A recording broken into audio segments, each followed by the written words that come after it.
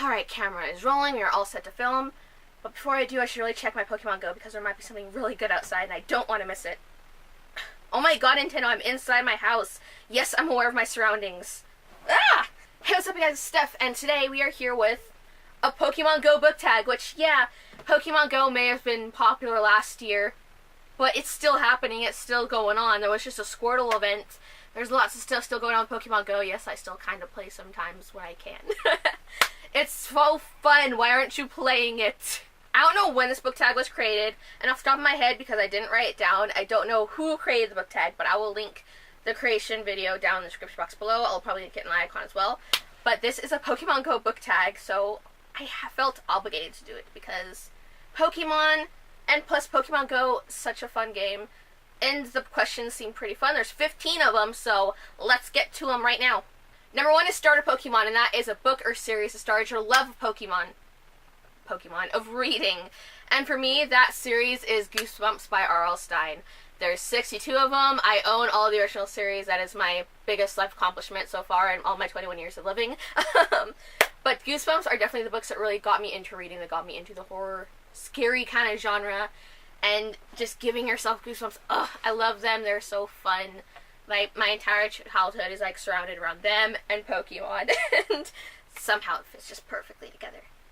Number 2 is Pikachu, an iconic classic you'll always love. And I'm going to say The Fault in Our Stars for this one. I don't have my copy with me. I don't really know where it went. It disappeared after I read it a few years ago when it came out. But The Fault in Our Stars is... It's just that one whenever you say, like, I like to read, people usually go... Harry Potter, The Fault in Our Stars is like a staple for readers at this point, and it's kind of funny. And really, I'm saying it because one of my kind of bigger bookish memories, like book to film adaptation memories, is I wanted to see The Fault in Our Stars in theaters, but at the time I was also having to do court or therapy. Don't ask why. And one day I really didn't want to go. Like, I was not having it, and the condition of me going was that my grandma and my mom would take me to see The Fault in Our Stars right after the therapy. We did. My mom was wearing makeup. She cried it off. It was a fantastic time. Even, like, my mom crying right here, I was kind of crying. My grandma, stone-faced, cold-hearted. You can hear people behind us like, they must have read the books. They're crying. Exposed. Number 3 is Zubat, a book you've lost interest in because it's just everywhere. Remember the days when Zubats were everywhere in Pokemon Go? Nowadays they're not. They're very hard to find. Thank God I evolved mine when I had the chance. For this one, I'm going to say A Court of Thorns and Roses. Is that the first one? A Court of books. I'm not really interested in them. I see them everywhere. Everyone's always talking about them and hyping them up. I just don't feel any incentive to read it or any pull to read them, so... I'm just going to say those. Ignore my stomach that just rumbled for some reason, even though it's almost 9 o'clock at night. Number 4 is Ditto, a book that reminds you of constant others, but you still love it anyway. And for this one, I'm going back to my first answer. I'm going to say Goosebumps and all the books that kind of are in R.L. Stine's discography. I don't even know if that's the right word. In R.L. Stine's kind of written works. Because it's always kind of the same thing. In Goosebumps, you always had a boy and a girl because they're based off a son and daughter. In even his, like, kind of teenager books, it was always the same kind of thing. You were always going and expecting the same thing. Always the same kind of thing. There was always, like, a little twist in there. And so his books could come off as the same sometimes. I can't distinguish some, like, the older ones. I can't really distinguish which one from which one off the top of my head. So I'm just going to say his books. Number 5 is Snorlax, a book or series you have yet to start just because of the sheer size of it. And for this one, I'm going to be saying Wicked by Gregory Oh my god, how do I say his name? Maguire. That should have been so easy. My brain went... But yeah, this one is just over 400 pages. And, my goodness, but there's also this awesome bit with, like, pictures from the original Broadway production. I love it. But it's just so intimidating whenever I look at it. It's just like, oh, that's a pretty big book. Like, it's not even... Because it's a bit taller than the other books, it's not even as thick as it could be. But it just makes me nervous looking at it, like, oh man, how am I gonna start that beast? Oh man. I really want to, and it's just the kind of size that's holding me off. Like, I'll read this kind of smaller book and just get through it so I can hit my Goodreads goal. But I want to read you so bad. Number 6 is Gengar, a book that kept you up all night. And it's not even really that scary. but because of all the stuff I've done around this book, I'm gonna say Be More Chill by Ned Vizzini. So Be More Chill, like I said, it's not scary at all. It's about this gray oblong pill quantum nanotechnology CPU. The quantum computer in the pill will travel through your blood until it plants in your brain and tells you what to do after you swallow it. I kind of went out of order, but I really wanted to quote this song because it's amazing. Bop bop. Be More Chill is a book that has also been adapted into a musical by Joe Iconis, and it is about to go on its off-Broadway debut, my babies, after going, 2015 is when it originally came out, and now here we are 3 years later, and it's about to flourish off-Broadway. I'm so happy. We have so much of the original cast, we have some new cast members.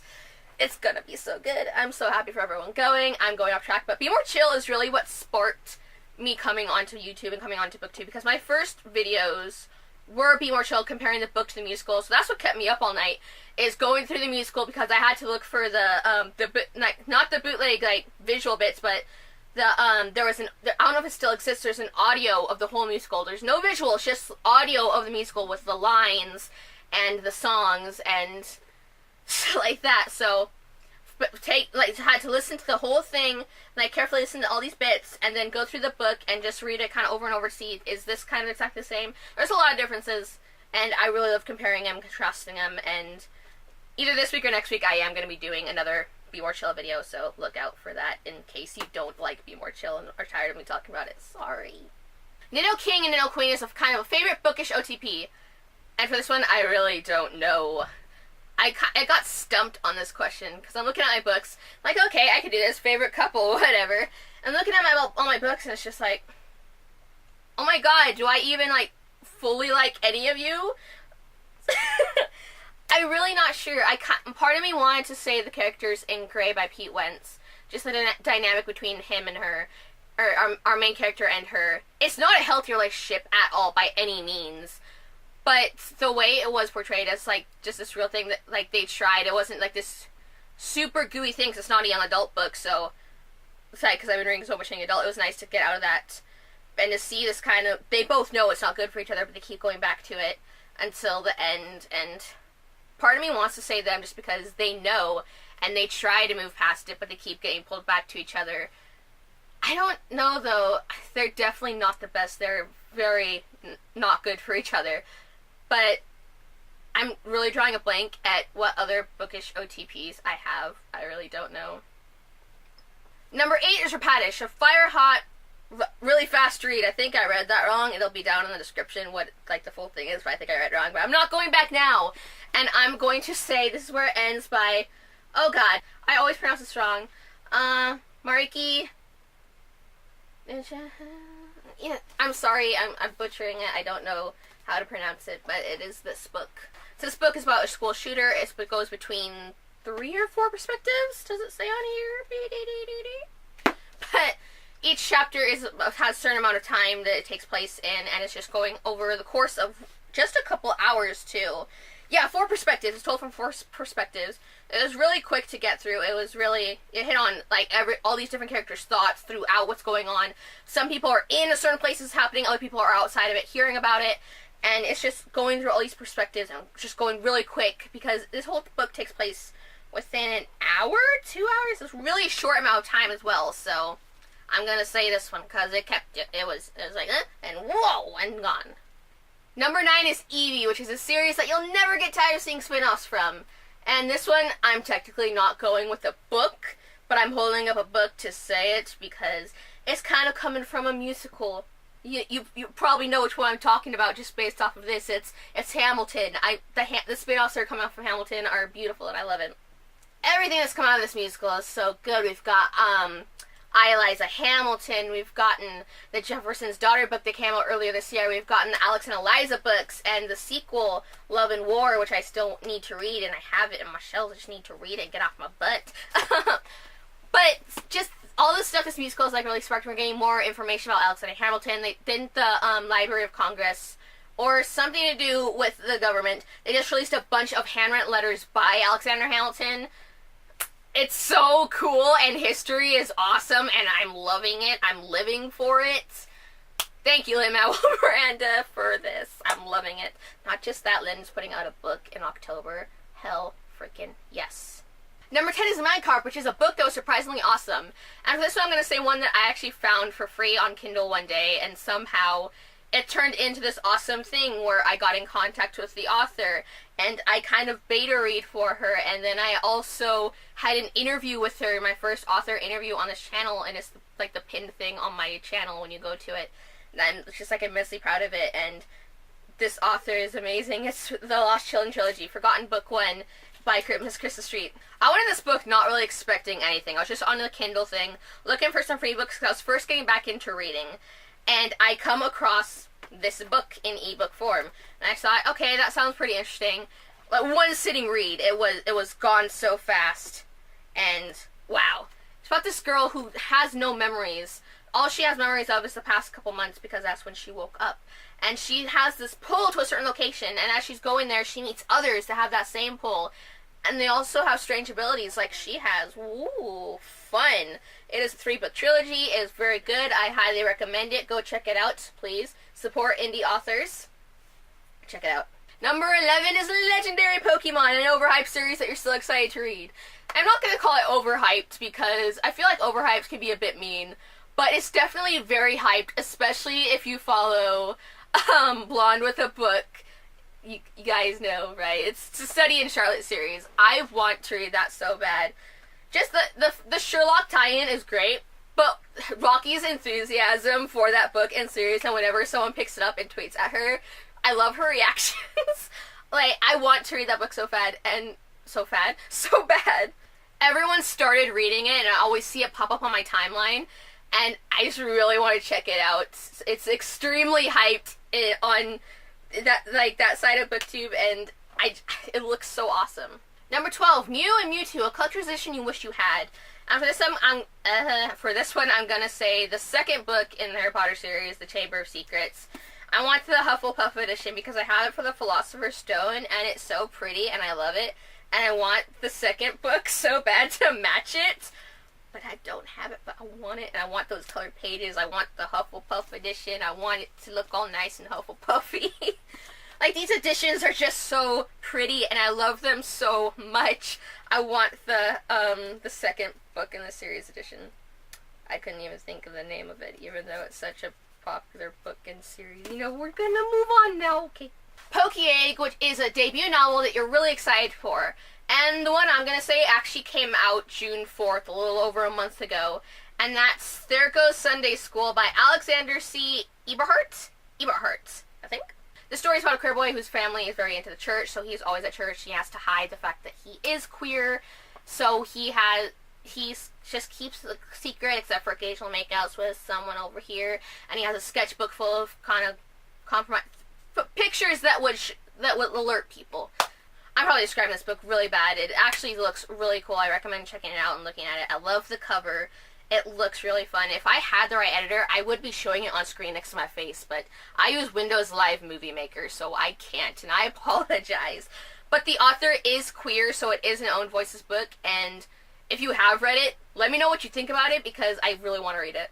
I think it's a debut, too. I didn't see any other books on his profile, so I'm going to call it a debut.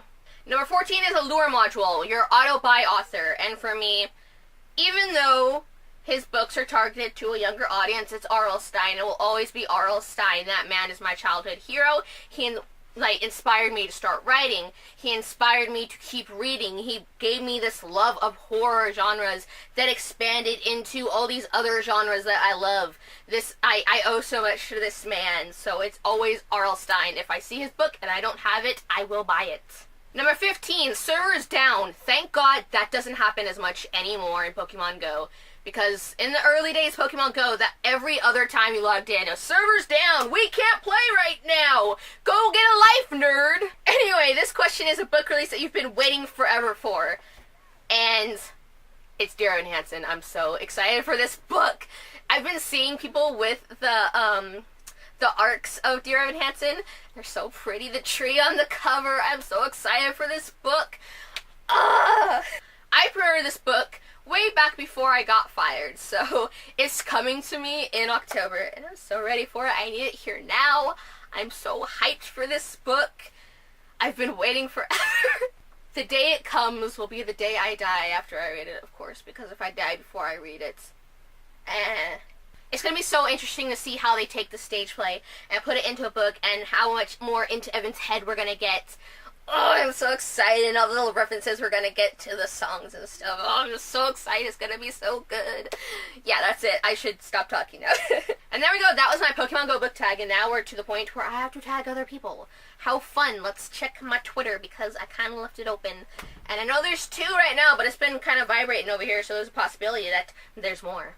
If your video is a mess, clap your hands. So yeah, I'm tagging Kevs from Drowning in Bookland because Pokemon, yes. Pokemon Go, more like Pokemon, yes. Oh my god. I'm also tagging Megan from Book Addicts Anonymous.